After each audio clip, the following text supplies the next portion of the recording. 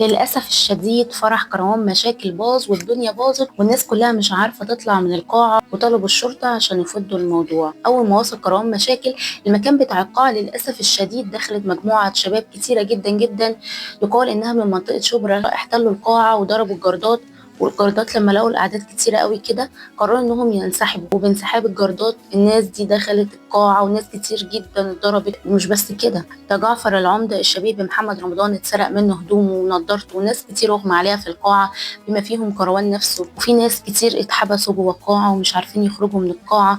كمان كروان مشاكل طلع في لايف كان حزين جدا جدا، وكان بيبكي وقال انه فرحه باظ، وقال ان كان في ناس معاهم شماريخ وانهم للاسف ولعوا في العربية بتاعته والتليفونات بتاعتهم ضاعت وفرحه باظ. بقى حزين جدا على اللي بيحصل. وفي اخر كلامه وجه كلامه للناس وقال لهم ارتحتوا كده لما فرحي باظ؟ بجد حرام، ده عيل غلبان يعني، شخص ما عملش حد حاجة وحشة، كان نفسه ان هو يفرح في فرحه، ليه تنكدوا عليه؟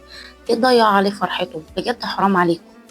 يا عيني كان مبسوط وعمال يحضر للفرح وعمال يعمل حاجات في نفسه عشان يتبسط بفرحه، وفي الاخر يحصل فيه كده. معلش يا كروان، الف مبروك ليك وللعروسه، ان شاء الله تعوضوا دوت انكم تخرجوا بقى في شهر العسل وتفسحوا وكده وربنا يسعدكم يا رب.